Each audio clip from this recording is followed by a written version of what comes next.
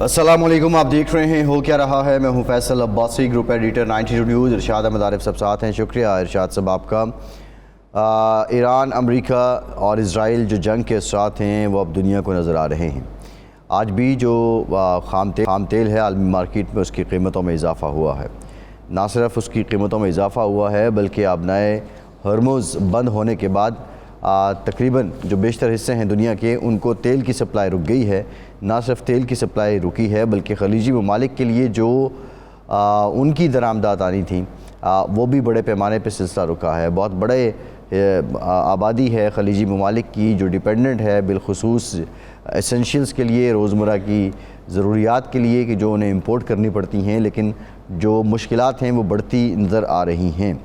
ایران، امریکہ اور اسرائیل جنگ جو ہے، اس میں جو سب سے اہم نقطہ یہ ہے کہ جو برطانیہ کی جانب سے بھی اب یہ کہا گیا ہے کہ قبرص میں حملے کو ایرانی ہم نہیں مانتے، یہ حملہ ایران کی جانب سے نہیں کیا گیا ہے۔ اب سوال یہ پیدا ہو رہا ہے کہ جو اٹیکس کیے جا رہے ہیں اور بالخصوص سعودی عرب اور ایران کے بیچ انڈرسٹینڈنگ کے باوجود اب سعودی عرب کی جو جس طرح CIA اسٹیشن کو نشانہ بنایا گیا ہے یا آئل ریفائنری کو نشانہ بنایا گیا تھا، اب یہ اٹیکس کون کر رہا ہے؟ ایک بات بڑی کلیئر ہے، رپورٹس یہ بھی تھی انٹرنیشنل میڈیا رپورٹس کے موساد کے کچھ ایجنٹس بھی پکڑے گئے ہیں۔ کیا یہ ملٹی ڈومین وار ہے؟ یہ معاملہ صرف ایران کے ساتھ نہیں ہے اور خلیجی ممالک کو صرف ایران کی طرف سے جو ان پہ بمبارڈمنٹ کی جا رہی ہے، میزائل پھینکے جا رہے ہیں، ڈرون بھیجے جا رہے ہیں، اس کا سامنا نہیں ہے، بلکہ ان کو ایک اسرائیل اور امریکہ کی طرف سے بھی پورے کا پورا پلان ہے جس کے تحت ان کو نقصان پہنچایا جا رہا ہے۔ بنیادی نقطہ یہ ہے کہ اس سارے تناؤ میں، اس سارے شور میں، اس سارے زور کیا کوئی سفارتی کوشش ہو رہی ہے اور اس کا کوئی نتیجہ نکلے گا؟ آج کے پروگرام میں اس کا جواب ڈھونڈنے کی ہم کوشش کریں گے۔ جو معاشی اثرات ہیں، پاکستان بھی ڈیفینیٹلی قطر نے LNG کی پروڈکشن بند کر دی ہے، 20% وہ دنیا کو سپلائی کرتا ہے۔ وزیر خزانہ نے یہ کہا ہے کہ اب پیٹرولیم کی قیمتیں ایک ہفتے کے بعد ہم طے کریں گے، اور پاکستان بھی اب کسی پلان کی جانب جا رہا ہے۔ کوئی ایسا پلان بن رہا ہے کہ جس میں جنگ کے دنوں میں اپنی معیشت کو سہارا دیا جا سکے اور برقرار رکھا جا سکے۔ ارشاد صاحب، یہ سارا منظر ہے، سینیریو ہے، آپ کے سامنے ہے، لیکن جو بنیادی نقطہ ہے، برطانیہ بھی اگر قبرص میں حملے کو ایرانی نہیں مان رہا کہ وہ ایران نے نہیں کیا، تو پھر کیا خلیجی ممالک ایک جانب ایران ان کی ٹھکائی کر رہا ہے اور دوسری جانب وہ کسی اسرائیلی سازش کا، منصوبے کا بھی شکار ہو رہے ہیں، یا کوئی تیسری ریزن بھی ہو سکتی ہے؟ دیکھیں عباس صاحب، اب کھل کر بات کرنی چاہیے۔ مسلم ممالک کو اور خلیج کے جو خاص طور پر عرب ممالک ہیں، ان کو بہرحال ہوش کے ناخن لینے پڑیں گے، لینے چاہیے۔ دو تین چیزیں جب ہم جیسے لوگ یہ کرتے تھے، بات کرتے تھے، تو مانی نہیں جاتی تھی۔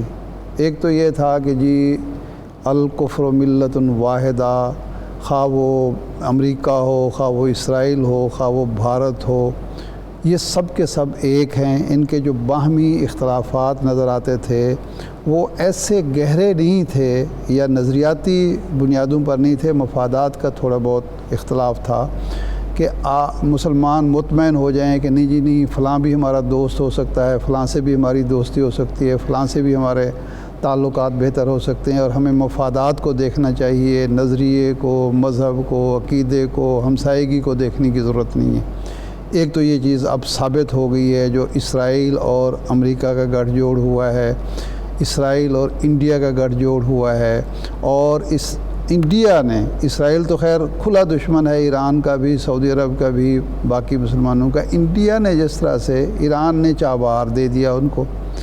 ایران کے ساتھ تعلقات انڈیا کے ایک دور میں بڑے مثالی ہو گئے تھے، یہی حال سعودی عرب کا، UAE کا اور خلیجی ممالک کا تھا، لیکن آج کہاں ہے انڈیا کھل کر اسرائیل کے ساتھ ہے۔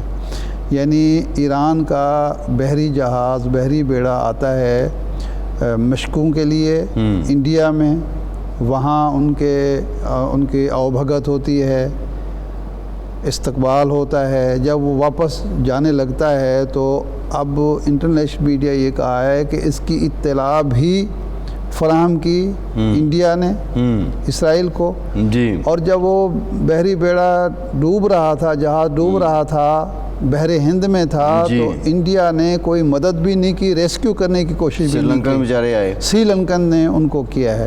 تو اس لیے اب ان کو یہ سوچنا ہوگا کہ یہ جو باہمی اختلافات ہیں، آپ نے امریکہ کو اڈے دیے، ہمارے خلیجی دوستوں نے، ممالک نے، وہ اڈے آپ کے لیے تحفظ کا ذریعہ نہیں بنے، آپ کے لیے اب عذاب بن گئے ہیں، اب آپ کے نقصان کا باعث بن رہے ہیں۔ تو حاصل کیا ہوا؟ امریکہ تو آپ کی مدد کرنے کے لیے تیار ہی نہیں ہے۔ ایسے ہی ہے، امریکہ نے جتنی مدد اسرائیل کی ہے، کر رہا ہے، کرے گا، وہ تو کسی مسلم ملک کا کرنے کے لیے تیار نہیں ہے، کیونکہ وہ اسرائیل کے گریٹر اسرائیل منصوبے سے متفق ہے۔ یہ ایک پہلو ہے۔ ایک پہلو اور ہے، وہ یہ ہے کہ جو بات کی تھی معاشی مفادات کی، تو معاشی مفادات میں بھی تو کوئی آپ کو فائدہ نہیں ہوا۔ کیا فائدہ ہوا؟ جن ممالک نے اسرائیل کے ساتھ تعلقات بہتر کیے، اس میں مصر ہے، اس میں اردن ہے، اس میں مراکش ہے، کئی ملک اور ہیں، ان کو کیا فائدہ ہوا ہے؟ میرا جو ارشاد صاحب جو آپ اس کی بات کریں، نہیں، اب آ جاتے ہیں اس وقت جو سچویشن پیدا ہو چکی ہے۔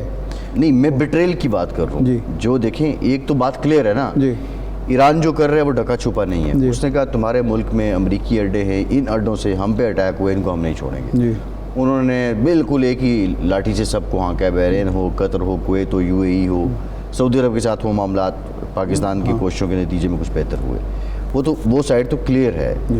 لیکن امریکہ اور اسرائیل جو ان کے ساتھ کر رہے ہیں، کیونکہ یہ امریکہ کے بھی تو اتحادی ہیں نا، اگر وہ قبرص کا حملہ ایران نے نہیں کیا، اور ایران ایک واحد حملہ ہے جس کی تردید بھی کر رہا ہے، ان کا نائب وزیر خارجہ آ کے کہہ رہے سعودی ہمارے بھائی ہیں، برطانیہ بھی اس کی گواہی دے رہا ہے۔ نہیں، میں یہی تو عرض کر رہا ہوں، کیا ان کو یہ سمجھ نہیں ہے؟ میں یہی عرض کر رہا ہوں نا کہ جو میں نے ابتدا کی ہے وہ یہ ہے کہ اب ان کو یہ سمجھنا چاہیے، اسرائیل کی کوشش یہ ہے کہ اس جنگ کا دائرہ وسیع کیا جائے، اسرائیل کو تنہا، ایران کو تنہا کیا جائے، اور ایران کو سعودی عرب، کویت، بحرین، یو اے ای، جو ممالک ہیں خلیج کے، ان کے دشمن کے طور پر پورٹرے کیا جائے، یورپ کا اس کو دشمن ظاہر کیا جائے، یہ جو سینٹرل ایشیا کے ممالک ہیں ان کی دشمنی کا دائرہ بڑھایا جائے، تو اسرائیل کے مقاصد تو واضح ہیں۔ اب ان ممالک کو سوچنا چاہیے، ان ممالک کو سوچنا چاہیے کہ وہ کیا کر رہے ہیں اور ان کا مستقبل کا پلان کیا ہے۔ وہ اسرائیل کو اپنا بڑا دشمن سمجھتے ہیں یا اب بھی ایران کو دشمن سمجھتے ہیں؟ ٹھیک ہے، ہمیں جوائن کر رہے ہیں سردار مسعود خان، آپ سابق صدر آزاد ریاست جموں و کشمیر بھی ہیں، چین اور امریکہ میں پاکستان کے سفیر بھی رہے ہیں، اور اقوام متحدہ میں جو سابق مستقل مندوب ہیں آپ، جنیوا اور نیو یارک میں آپ نے خدمات انجام دی ہیں۔ سردار صاحب شکریہ آپ کے وقت پہ۔ سردار صاحب یہ بتائیے کہ جب آپ اپنے تجربے کی روشنی میں اور جو معروضی حالات ہیں ان کو دیکھ رہے ہیں، تو آپ کو کیا لگتا ہے کہ یہ ایران کا جو معاملہ ہے اور جنگ یہ کب تک جاری رہے گی؟ ایران کی صلاحیت کتنی ہے؟ وہ مزید کتنے ہفتوں تک آپ کو لڑتا نظر آ رہا ہے؟ اس کا جواب یہ ہے کہ ایران کی جنگی استعداد محدود ہے، یعنی وہ امریکہ جیسی بڑی طاقت کے ساتھ مقابلہ نہیں کر سکتا، لیکن اب تک جو اس نے مقابلہ کیا ہے وہ قابل تحسین ہے، قابل ستائش ہے، اور اس نے جو ہے توقع سے بڑھ کر جوابی حملے کیے ہیں۔ صرف اس میں ایک نیا عنصر داخل ہوا جس کے بارے میں ایران نے پہلے متنبع کیا ہوا تھا کہ اگر اس کے اوپر حملہ کیا تو وہ امریکہ کے تمام اڈے جو خلیجی ریاستوں میں موجود ہیں ان کو نشانہ بنائے گا، جس کی زد میں خلیجی ریاستیں بھی آ گئیں ساری کی ساری۔ تو اس وجہ سے جو ہے جنگ پھیل گئی ہے، ایک ریجنل جنگ بن گئی ہے۔ دوسرا سوال آپ نے یہ پوچھا کہ یہ اس کی کتنی طوالت ہو سکتی ہے، تو اس کے بارے میں کچھ نہیں کہا جا سکتا۔ اس کی ایک جہاں تک ایران کا تعلق ہے وہ تو دفاع کر رہا ہے، اگر آج امریکہ جنگ بند کر دے تو وہ جنگ ختم ہو جائے گی، لیکن جو امریکہ کے قائدین ہیں انہوں نے متضاد بیانات دیے ہیں، خاص طور سے صدر ٹرمپ، جے ڈی وینس جو ان کے وائس صدر ہیں، اور اس کے بعد جو ہے جو ان کے وزیر دفاع ہیں پیٹ ہیگست، ان لوگوں نے جو بھی اہداف بتائے ہیں وہ مختلف ہیں اور متضاد ہیں۔ کہیں کہا گیا ہے کہ 2 دنوں میں ختم ہو جائے گی، 4 ہفتوں میں ختم ہو جائے گی، اس سے زیادہ بھی ہو سکتی ہے، اور اس کے بعد یہ ہے کہ وہ فوجیں ایران کے اندر داخل بھی کر سکتے ہیں۔ تو اس لیے ابہام موجود ہے، اور ایران اور اسرائیل یہاں پوری طاقت کے ساتھ کھڑے ہیں۔ انہوں نے کسی طریقے سے ہیلے بہانے سے مغربی طاقتوں کو بھی ملوث کر لیا ہے، جس میں جرمنی، فرانس اور یونائیٹڈ کنگڈم بھی شامل ہیں۔ تو یہ صورتحال ہے یہ، اور لہٰذا اس لیے کسی یقین کے ساتھ یہ نہیں کہا جا سکتا کہ جنگ کب ختم ہوگی۔ ایک اور وجہ جس وجہ سے ہم کوئی پیشگوئی نہیں کر سکتے وہ یہ ہے کہ کوئی کسی قسم کا سفارتکاری کا عمل ہوتا نظر نہیں آ رہا، اور اگر ہو بھی رہا ہے تو وہ پس پردہ ہے، لیکن وہ کوششیں برابر نہیں ہو رہی ہیں۔ اچھا اسد آصف، پہلے امریکہ جب بھی کسی ملک پر حملہ آور ہوا ہے، ہم افغانستان کی مثال دیکھتے ہیں، ہم اس سے پہلے عراق کی مثال دیکھتے ہیں، عراق میں بلکہ 2 دفعہ ایسا ہوا، کئی اور بھی حملے ہوئے ہیں، وہ ہمیشہ اپنے اتحادیوں کو اور پھر عالم اسلام کے اہم ممالک کو ساتھ لے کے چلتا تھا، اور اقوام متحدہ سے بھی سینکشن لیتا تھا اس کی۔ لیکن یہ پہلی دفعہ ہے کہ اس نے اسرائیل کے ساتھ مل کے حملہ کیا، تو کیا اس کے مد نظر ایران کی سفارتی تنہائی تھی جس کی وجہ سے اس نے ضرورت محسوس نہیں کی، یا وہ سمجھتا تھا کہ 2-4 دن میں اچیو کر لے گا سارا کچھ، یا طاقت کا غرور تھا بغیر منصوبہ بندی کے، اور جس کی وجہ سے اب مشکلات بھی امریکہ کو پیش آ رہی ہیں؟ یہ سب چیزیں موجود ہیں، لیکن اس میں اضافی عوامل یہ ہیں کہ پہلی مرتبہ صدر ٹرمپ کی زیر صدارت اس قسم کا حملہ ہو رہا ہے، اور صدر ٹرمپ بین الاقوامی قانون کو نہیں مانتے، امریکہ کو بین الاقوامی قانون سے بالا تر سمجھتے ہیں، اور اس کے علاوہ انہوں نے بارہا جو ہے اقوام متحدہ کے لیے توہین آمیز الفاظ استعمال کیے ہیں، اور یہ بھی کہا ہے کہ یہ ادارہ اپنے فرائض کی کامیابی میں ناکام رہا ہے۔ جہاں تک حلیفوں کا تعلق ہے تو اس کے صدر ٹرمپ کی جو ان کی ٹیرف کی پالیسی تھی اور اس کے نیٹو کے اوپر جو پالیسی تھی، ویسے جو انہوں نے ان کے لیے زبان استعمال کی ہے یا جو رد عمل آیا ہے ان مغربی یورپ کے ممالک کی وجہ سے، ان کے تعلقات بہت کشیدہ تھے، لہٰذا اور ان میں یہ بھی پتہ تھا کہ اگر مثلا ان کے جو بڑے ممالک ہیں وہ ان کا ساتھ بھی نہیں دیں گے، برطانیہ ہو گیا، جرمنی ہو گیا، فرانس ہو گیا، اگرچہ انہوں نے ہیلے بہانے سے ان کو دوبارہ سے ملوث کر لیا ہے کسی نہ کسی طریقے سے۔ تو لیکن یہ ایک نئے عالمی نظام کا آغاز ہے، کیونکہ جو پرانا عالمی نظام تھا جس کو ہم رول بیسڈ انٹرنیشنل آرڈر کہتے تھے، اس کا علم بردار، اس کا قائد اور اس کا محافظ امریکہ تھا۔ صدر ٹرمپ نے اس نظام کو مسترد کر دیا ہے، اور وہ سمجھتے ہیں کہ طاقت کی وجہ سے تسلط ہونا چاہیے، برتری ہونی چاہیے، اور وہی اس کا انہوں نے مظاہرہ کیا ہے۔ اب یہ ہے کہ آپ نے عراق کا حوالہ دیا، تو عراق میں بھی تقریباً یہی صورتحال تھی۔ اس وقت جو ہے عالمی رائے خود امریکہ میں رائے بعد برطانیہ میں، یورپ میں، وہ قائل نہیں تھے کہ صدام حسین کے پاس ویپنز آف میس ڈسٹرکشن ہیں، لہٰذا ایک افسانہ گھڑا گیا، ایک یعنی مطلب یہ کہ کہانی بنائی گئی، اور اس میں ثابت کیا گیا، یہاں تک کہ انہوں نے جو ہے اپنے وزیر خارجہ اس وقت جو تھے کولن پال، ان کی بھی قربانی تھی، انہوں نے جا کے جعلی ثبوت اقوام متحدہ کی سلامتی کونسل کے سامنے پیش کیے، اس کے باوجود انہیں سلامتی کونسل سے توثیق لیے بغیر جنگ کا آغاز کرنا پڑا، اور انہوں نے اس وقت اس جنگ کے لیے جو ان کے یورپی حلیف تھے کہا کہ یہ کولیشن آف دا ولنگ ہے، وہ ممالک ہیں جو رضاکارانہ طور پر رضامند ہوئے اس جنگ میں شمولیت کے لیے۔ اس مرتبہ پورے کا پورا نقشہ بدل گیا ہے، اور ابھی جو آپ سردار صاحب جو صورتحال ہے، جو آج یو ایس سینٹ نے قرارداد کو ریجیکٹ کیا ہے، اور وہ قرارداد یہی تھی کہ جو ڈونلڈ ٹرمپ کے اختیارات ہیں ایران جنگ سے متعلق ان کو محدود کیے جائے، تو اس کا مطلب یہ ہے کہ بھلے وہاں جو لوگ ہیں وہ اس پہ چند اعتراض کرتے ہیں، لیکن رائے عامہ یہی ہے، امریکہ کے عوام بھی اور ایوان بھی اس بات کی تائید کر رہا ہے کہ ٹرمپ از ڈوئنگ گڈ، اور وہ جو کر رہا ہے وہ ٹھیک کر رہا ہے۔ رائے عامہ کا جہاں تک تعلق ہے، جو اوپینین پولز ہیں اس کے مطابق 25% لوگ جو ہیں وہ اس جنگ کی حمایت میں ہیں، اور باقی جو ہے اس جنگ کے مخالف ہیں، یعنی 43% اس کی مخالفت کرتے ہیں، باقی لوگ جو ہے وہ اس شک شبے میں مبتلا ہیں کہ یہ صحیح ہے یہ غلط ہے، وہ کوئی واضح رائے نہیں دے سکیں۔ لیکن یہ جو وار پاس ریزولوشن کو مسترد کیا گیا ہے، اس کی بنیادی وجہ یہ ہے کہ صدر ٹرمپ کی دونوں ہاؤسز میں، ہاؤس یعنی سینٹ میں، اپر ہاؤس میں، اور اس کے بعد ہاؤس آف ریپریزنٹیٹیوز میں بالادستی ہے، اور ریپبلکن پارٹی نے چونکہ ان کو منتخب کروایا تھا، لہٰذا جو ہے انہوں نے ان کا ساتھ دیا ہے، اور اس طریقے سے یہ ریزولوشن کی تحریک جو ہے ڈیموکریٹس کی طرف سے ہوئی تھی، اور اس میں ایک قسم کا یہ دونوں پارٹیز کے درمیان تصادم تھا، تو پارٹی لائنز کے جو ہے انہوں نے کچھ توڑے ہیں ڈیموکریٹس کو، لیکن یہ کہ میرا خیال ہے کہ ان میں سے اکثریت جو ہے وہ اپنے موقف پہ قائم رہی ہے۔ دوسرا یہ ہے کہ جو ان کی ویسے بھی سردار صاحب یہ 43 اور 52 کا ہے، 5 ووٹوں کا فرق ہے، تو میرے خیال ٹوٹے تو ریپبلکن بھی ہیں۔ جی درست ہے، اس میں ریپبلکنز بھی ٹوٹے ہیں، لیکن جو میں یہ کہتا ہوں کہ وہ یہ جو آپ سوال اٹھا رہے تھے کہ کیا رائے عامہ اس کے حق میں ہے، تو وہ نہیں ہے، اس وجہ سے کہ جو یہ صحیح طریقے سے میں سمجھتا ہوں کہ جو قائدین ہیں وہ یہ بھی صحیح طریقے سے نہیں بتا سکتے اپنے لوگوں کو اور اپنی پارلیمنٹ کو کہ وہ ان کے اہداف کیا ہیں اس جنگ کے سلسلے میں۔ دوسرا یہ ہے کہ صدر ٹرمپ جو جہاں بین الاقوامی قانون سے اپنے آپ کو بالا تر سمجھتے ہیں، اسی طریقے سے وہ جو قومی قوانین ہیں، ملکی قوانین ہیں، ان سے بھی بالا تر سمجھتے ہیں۔ ان کا یہ اس قسم کا ٹریک ریکارڈ رہا ہے، وہ اس قسم کی جو ہے قانونی موشگافیوں میں نہیں جاتے ہیں، وہ سمجھتے ہیں کہ بحیثیت صدر یہ ان کا استحقاق ہے کہ وہ اس قسم کے فیصلے کریں۔ اسی قسم کے فیصلے انہوں نے ٹیرف کے سلسلے میں کیے، اور حالانکہ ان کے سپریم کورٹ نے ان کے خلاف فیصلہ دیا، لیکن انہوں نے اس فیصلے کا بھی کوئی احترام نہیں کیا۔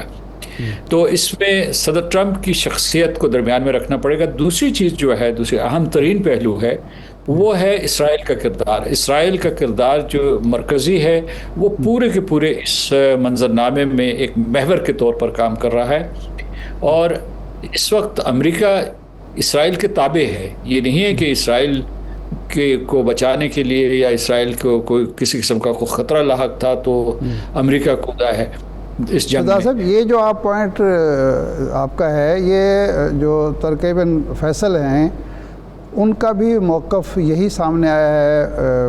CNN پہ میں دیکھ رہا تھا، وہ کہہ رہے ہیں کہ یہ جو انہوں نے کہا کہ سرپرائز تھا آپ کے لیے، اس نے کہا سرپرائز جو ہے یہ ہمارے لیے نہیں ہے، ٹرمپ کا رویہ ہمارے لیے سرپرائز ہے کہ ٹرمپ اور امریکہ اس وقت ڈکٹیشن پہ نیتن یاہو اور اسرائیل کے چل رہے ہیں، اور ایجنڈا نیتن یاہو دے رہا ہے، اس پر عمل پیرا ٹرمپ ہیں۔ تو یہ جو صورتحال ہے، کیا یہ مسلم ممالک کو یا عرب ممالک کو پریشان نہیں کر رہی کہ ہم براہ راست اسرائیل کی زد میں ہے، اور امریکہ ہمارا دوست نہیں ہے بلکہ ہمارے دشمن کے ساتھ کھڑا ہے، اور ہمارے لیے اس نے مسائل تو جو پیدا کر دی ہیں، مزید آگے جا کے کیا ہوگا؟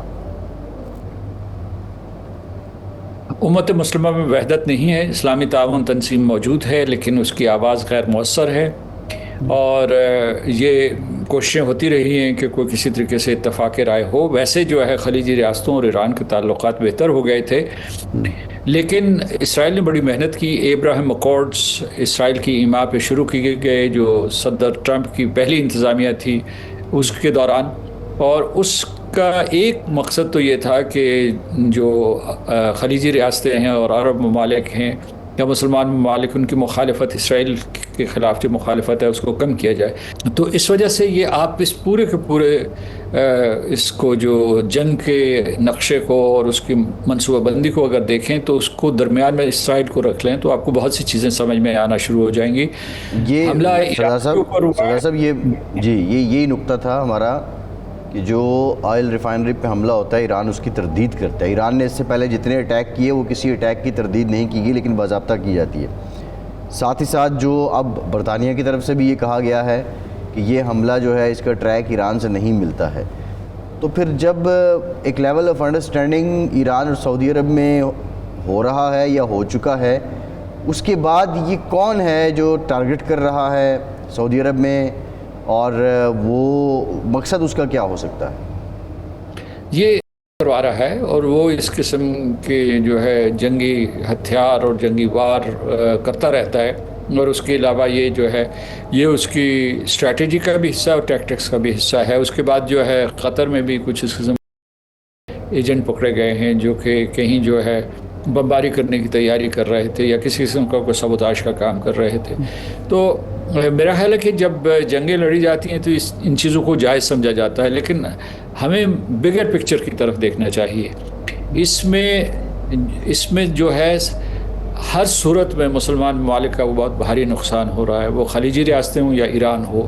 ایران کیوں نشانہ بنا ہوا ہے؟ ایران کے لیے ایک وجہ جو ہے، کئی وجوہات ہیں، وہ کہتے ہیں کہ ایران کے نظریے سے ان کو اختلاف ہے۔ ایران کی جو ہے امریکہ کے ساتھ دشمنی رہی ہے، وہاں سے ہمیشہ جو ہے مرگ بر امریکہ کے نعرے گونجتے رہے، اور اس کے بعد جو ہے کہ وہ ایک نیوکلیئر اسلحہ حاصل کرنے کی کوشش کر رہا ہے، نیوکلیئر ہتھیار بنا رہا ہے۔ لیکن اصل ایک وجہ یہ بھی ہے کہ جو تیل پیدا کرنے والے ممالک میں وہ چوتھے نمبر پر ہے، اور چین جو ہے اس کا 80 سے 90% تک تیل جو ہے چین خرید رہا تھا۔ تو اس میں تیل بھی ایک بہت بڑا فیکٹر ہے، لیکن اس سے زیادہ جو ہے ایران کے اوپر حملہ کیا گیا ہے۔ کل اگر جو ہے سعودی عرب کھڑا ہوتا ہے۔ ایک بریک لیتے ہیں سردار صاحب، بریک آپ سے یہی جانیں گے کہ اس جنگ کے معاشی اثرات کیا ہیں۔ ہمارے ساتھ رہیے۔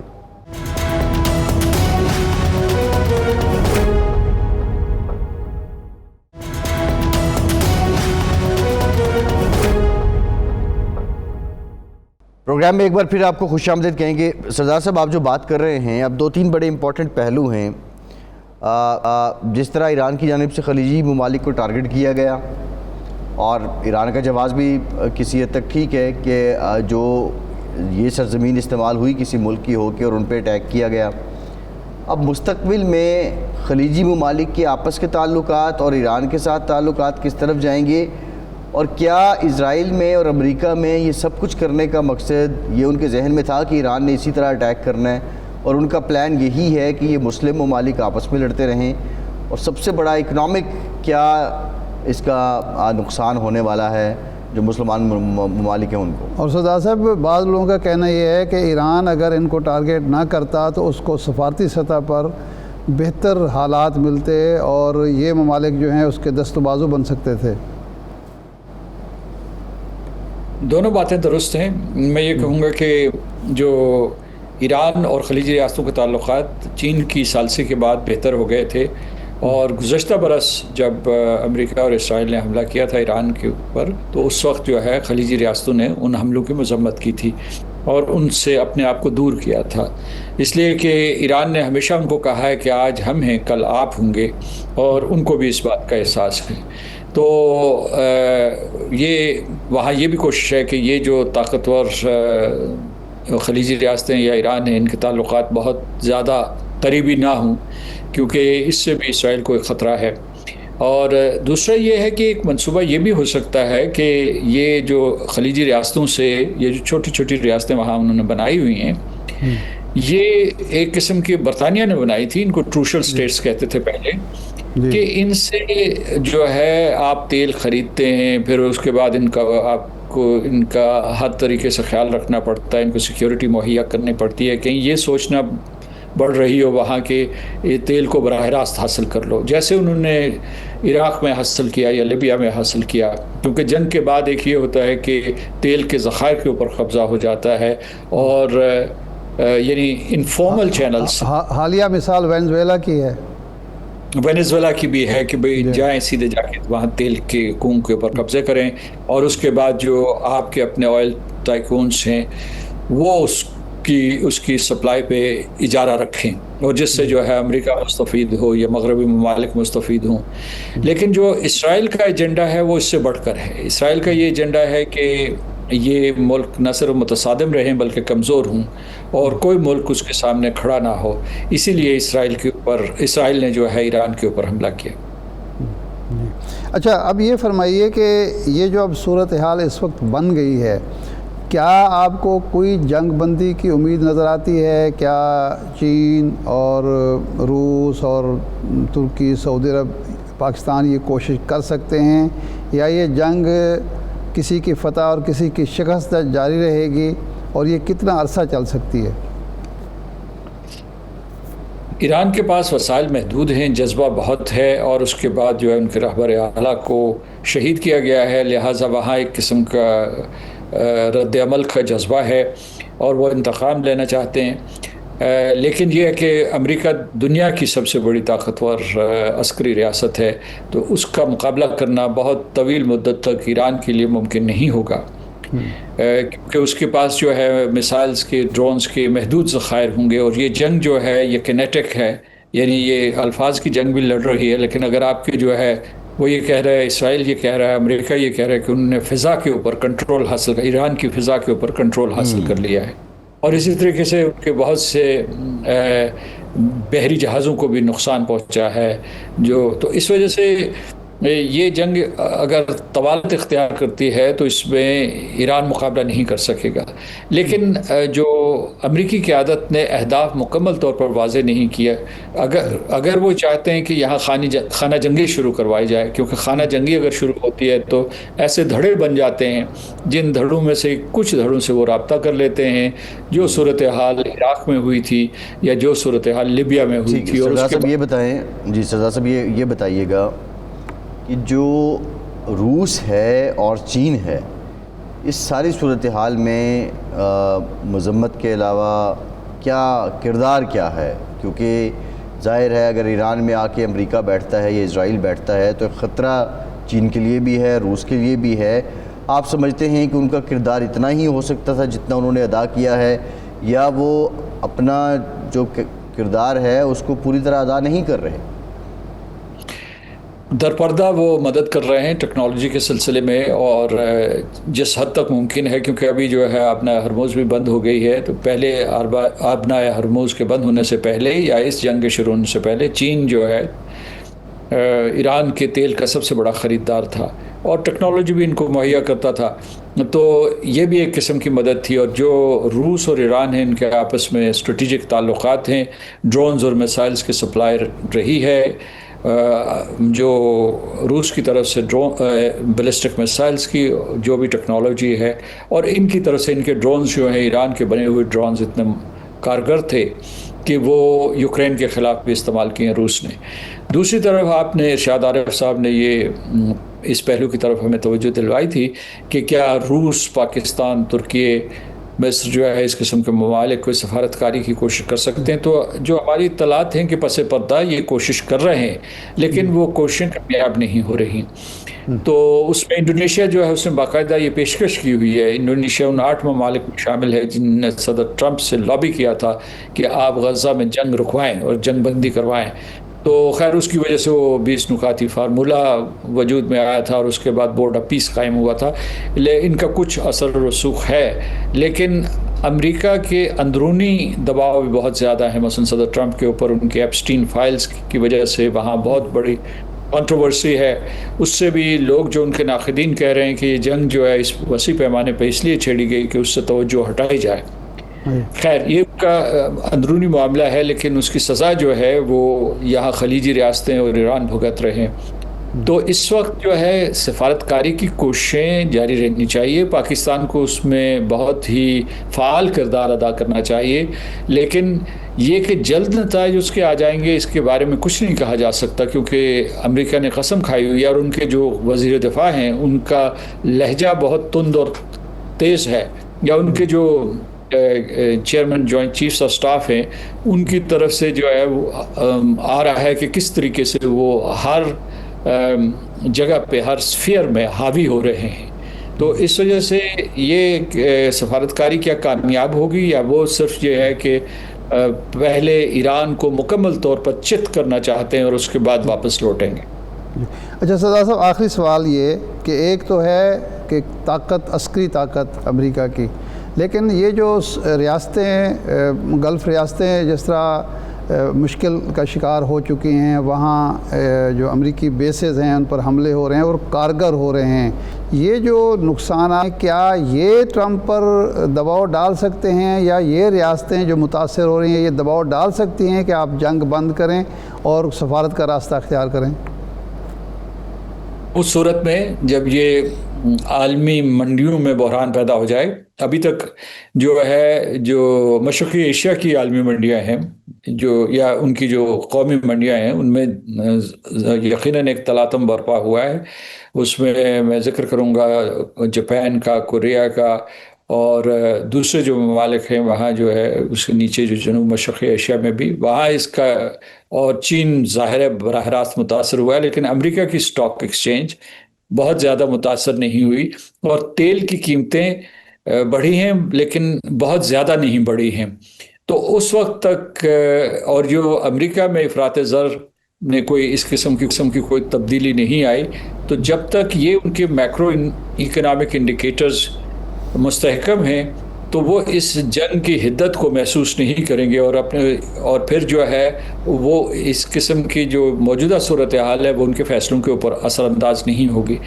آنے والے ہفتے میں پتہ چلے گا کہ کیا کوئی مارکیٹ کریش کرنے والی ہے، کیا وہاں جو معاشی اور مالی اعتماد ہے اس میں کمی آ رہی ہے، اور کوئی بھوچال آ رہا ہے وہاں جو عالمی منڈیاں ہیں، تب امریکہ اس کے اوپر غور کر سکتا ہے، کیونکہ یہ لوگ جو ہیں، جو اس وقت کی قیادت ہے، صدر ٹرمپ ہیں، ان کے ساتھ جو بھی لوگ کام کر رہے ہیں، یہ ان کا پورا فلسفہ جو ہے وہ معیشت کے ارد گرد گھومتا ہے، اور پھر جو ہے امریکہ کے شہری اگر اس سے براہ راست متاثر ہونا شروع ہو گئے تیل کی قیمتوں سے، افراط زر کی وجہ سے، یا اسٹاک ایکسچینج کے بیٹھنے کی وجہ سے، یا ان کے جو بھی جس طریقے سے ان کے گھروں کا نظام ہے خریدنے کا، خرید و فروخت کا، وہ اگر متاثر ہوا تو پھر جو ہے وہ ضرور اس کو ایک بہت حساس عنصر کے طور پر لیں گے اور اس سے اپنی پالیسی تبدیل کریں گے۔ جی ٹھیک، بہت شکریہ سردار خان صاحب آپ کے وقت کا۔ ایک بریک کے بعد واپس آتے ہیں ہمارے ساتھ۔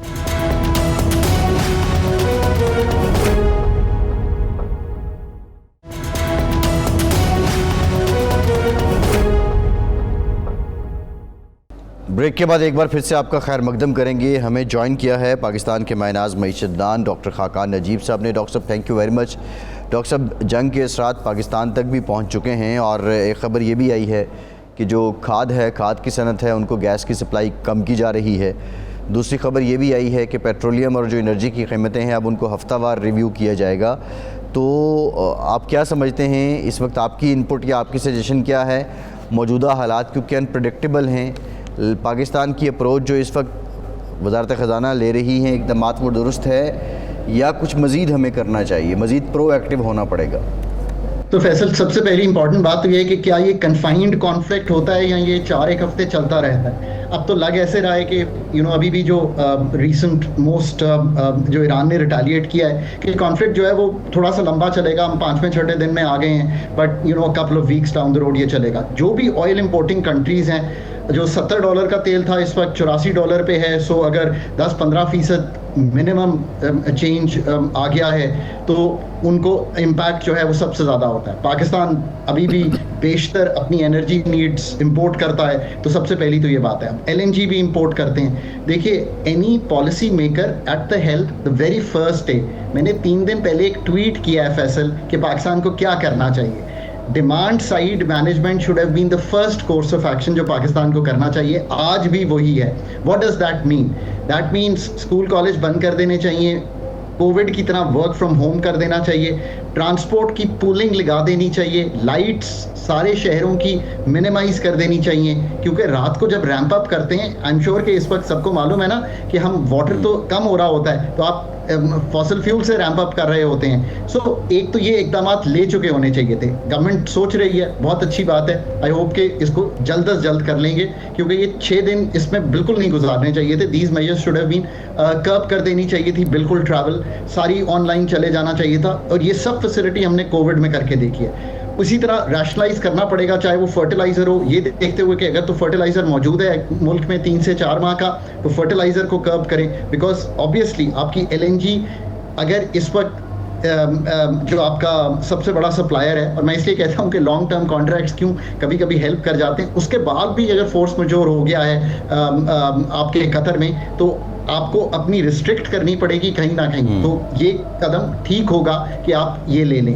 اچھا، پھر آپ کو یار یہ دیکھنا پڑے گا نا کہ آپ کے پاس، آپ کو تو شروع سے پتہ ہے پاکستان، جو میرا سیکنڈ ٹویٹ ہے اس پہ، اور بڑا ڈیپ میں ٹویٹ کرتا ہوں، مطلب I try to explain now what's happening. دیکھیں، there are countries like Japan 254 days کا ذخیرہ ہے، 254 days کا۔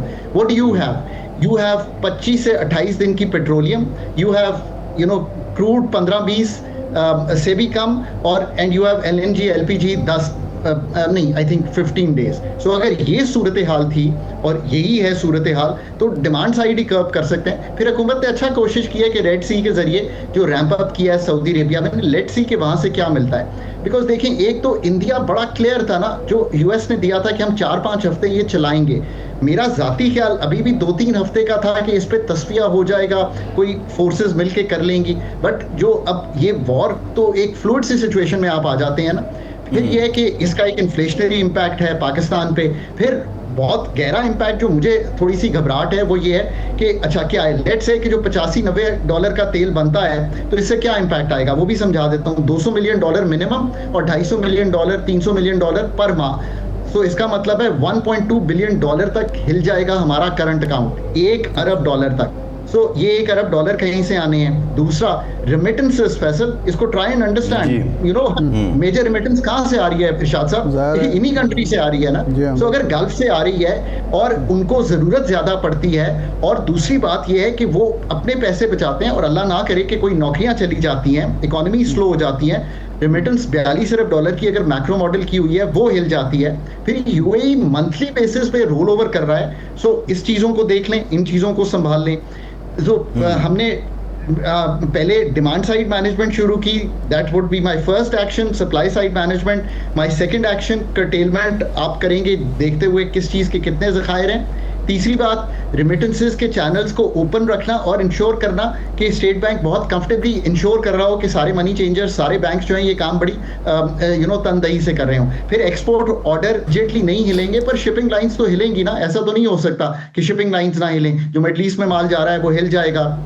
सो उसको देखें कि वो क्या हिट है। सो जो अभी अपने एक्सपेंडिचर है उनको फौरन कर्टेल करना शुरू कर दें। टैक्स में कमी दिखाई दे सकती है, अगर ये होता है तो एक्सपेंडिचर 1000 अरब आपका है पीएसडीपी का। और एक आखिरी बात, प्रोविंसेस को साथ लूप इन करें, ये बहुत ज्यादा इंपॉर्टेंट है। पाकिस्तान में 5 हुकूमतें काम करती हैं, सारा बोझ फेडरल पे कभी भी ना डालें। 3000 ये याद रखें कि इस वक्त जो फेडरल का पीएसडीपी है उससे कई गुना ज्यादा प्रोविंसेस का पीएसडीपी है, ये डेवलपमेंट है, उसको कर्टेल करें ताकि आप अपना जो मालियाती खसारा है उसको इस तरह संभालें कि ये वक्त गुजर जाए, फिर दोबारा रीअसेस कर लेंगे कि क्या करना है। एक एग्जोजेनस हिट है। आखिरी बात करूंगा, ये याद रखिए कि डिस्क्रेशनरी, एक कंज्यूमर डिस्क्रेशनरी एक्सपेंडिचर होता है। फैसल ने जब पतलून खरीदनी है, बेड लिनन खरीदनी है, ये हमारा जीएसपी प्लस यूरोप और अमेरिका, ये दोनों हिट हो जाएगा। बिकॉज वहां पे भी इस वक्त बायर ये सोच में पड़ जाएगा कि यार मैं खरीदूं या मौखर कर दूं। So you have to really plan all these things, and I am sure कि अदराक होगा, हुकूमत जरूर इन सब चीज़ों को इसी तरह देख रही होगी जैसे मैंने। डॉक्टर साहब ये फरमाएं कि आपने हॉर्मुज़ जो है, अभी तो जो इतलात हमारे पास हैं वो ये है कि ईरान ने कहा है कि चीन और पाकिस्तान की सप्लाई जारी रह सकती है, बाकियों के लिए बंदिश है। लेकिन ये अगर टोटल बंदिश में ईरान कामयाब हो जाता है तो उसके हम पर असरात क्या होंगे और किस किस शोबे पर ज़्यादा होंगे? तो एक तो पहले क्लियर कर लें कि हॉर्मुज़ से गुजरता क्या है। लोग सारा बात करें पेट्रोलियम प्रोडक्ट्स की, 1/5 of the petroleum passes through that. But यार इरशाद भाई, सबसे ज्यादा तो वहाँ से 1/4 ऑफ दुनिया की जो LNG है वो कहाँ से गुजरती है? वो हॉर्मुज़ से गुजरती है। सो और पाकिस्तान जो है वो तो बहुत LNG पे डिपेंडेंट है। सो इस चीज़ को बिल्कुल ना भूलिए कि ये हमारे लिए याद रखना सबसे ज्यादा इंपॉर्टेंट है कि हॉर्मुज़ से 25% LNG दुनिया की वहां से गुजरती है। I think that's important to remember. सो हमारे पे एक तो ये इम्पैक्ट आएगा। ट्रेड, लॉजिस्टिक्स, टैंकर इंश्योरेंस महंगी होती है दुनिया भर में, एक इन्फ्लेशनरी इम्पैक्ट सब चीज़ों का आएगा। इन सब चीज़ों को देखते हुए आप जो FDI लाना चाह रहे थे मीडियम टर्म में, उस पर इम्पैक्ट आएगा। हम बैंकेबल प्रोजेक्ट्स दुनिया को बेच रहे हैं कि जी ये प्रोजेक्ट देख लें। इस वक्त को ये तो नहीं देखेगा ना कि यार मैं कोई बैंकेबल प्रोजेक्ट पाकिस्तान में जाकर कैसे लगाऊंगा। एवरीथिंग विल मूव, सारे ये जो चीज़ें हैं ये लॉन्ग रन में चली जाएंगी।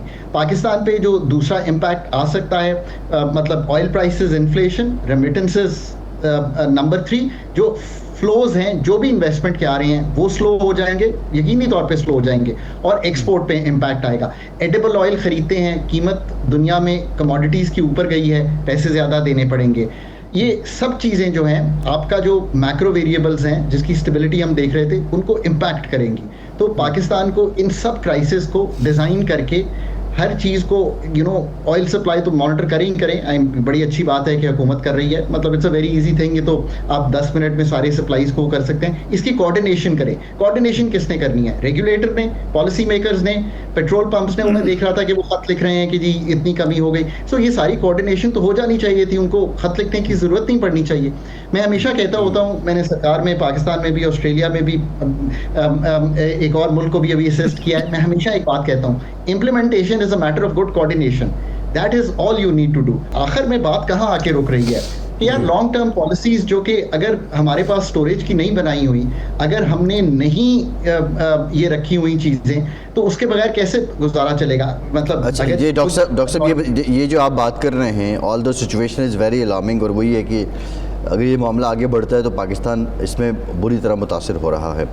IMF کا وفد آیا تھا, وہ واپس چلا گیا, اب ورچوئل جو ہے وہ کوآرڈینیشن ہی ہوگی, کورسپونڈنس ہی ہوگی. تو یہ سارا جو سینیریو ہے, اس میں پاکستان کے لیے کوئی فلیکسیبلٹی مزید ہو سکتی ہے؟ کیونکہ لاسٹ بھی بس 1-2 معاملات ہی تھے کہ جس میں بیسیکلی وہ رول اوور مانگ رہے تھے 1 سال کا, جو ہر مہینے رول اوور مل رہا ہے پاکستان کو, وہ ڈیمانڈ تھی IMF کی. تو کیا آپ کوئی فلیکسیبلٹی IMF کی طرف سے بھی ہوتی نظر آ رہی ہے؟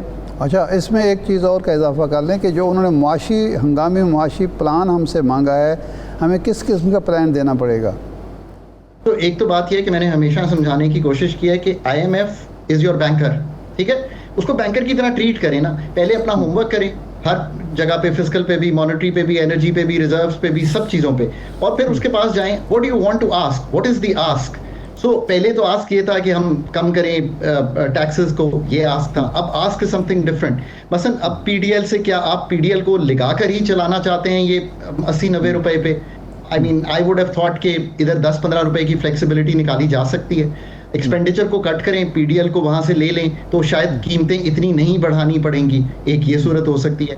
بٹ پرائز پاس تھرو جو انٹرنیشنل آ رہا ہے وہ تو کرنا ہی چاہیے, اس میں کوئی شک نہیں ہے, اور وہ اس لیے بھی کرنا چاہیے کہ ڈیمانڈ توڑنی ہے. اب آپ نے ڈیمانڈ توڑنے کی, میں ابھی تک حیران ہوں کہ ہم نے یہ ایکشن 5 دن پہلے کر کیوں نہیں لیا. مطلب there are such sane minds in Pakistan وچ انڈرسٹینڈ کہ یہ کر کے IMF کے پاس جاتے کہ یار یہ ایکسپینڈیچر کٹس ہیں, یہ میں نے کووڈ کی طرح اپنے انرجی کو سنبھالنے کے کٹس لگائے ہیں, یہاں پہ مجھے رعایت چاہیے, اگر آپ کو کوئی رعایت چاہیے. تو ایک تو یہ بات ہو گئی بڑی کلیئر. دوسرا یہ ہے کہ یہ جو پورا سناریو ہے, اس میں دیکھنا یہ پڑے گا کہ سسٹیننس ہمارے پاس کتنے عرصے کی ہے, اس کے مطابق ہمیں جسے کہتے ہیں نا ڈیمانڈ مینجمنٹ کر کے کہاں کہاں کرٹیل کرنا ہے. اور آخر میں پھر بات یہ ہے کہ یار now is the time, every challenge, کہ ہمارا اسٹریٹجک ریزروز بلڈ کرنے کی جو پرائیورٹی تھی, اور میں بالکل معذرت سے کہتا ہوں کہ میں یہ کئی دفعہ ٹیبل پہ بات کر چکا ہوں کہ یار اسٹریٹجک ریزروز کا کرنا کیا ہے. یہ اس کو اکنامکس میں بڑی مطلب کلیئرلی ڈیفائن کیا گیا ہے کہ یہ کام ملک کرتے ہیں. میں ملکوں کی مثال بھی دے سکتا ہوں جو یہ کام کرتے ہیں. اس کو کہتے ہیں اسٹریٹجک ریزرو ڈپلیشن ماڈل, جو کہ یوز ہوتا ہے تاکہ آپ سسٹین کر سکیں کسی بھی سپلائی شاک کو. ڈاکٹر خاقان نجیب صاحب کا بہت شکریہ. ارشاد صاحب آپ کا شکریہ. آج کے پروگرام سے اتنا ہی اجازت دیجیے.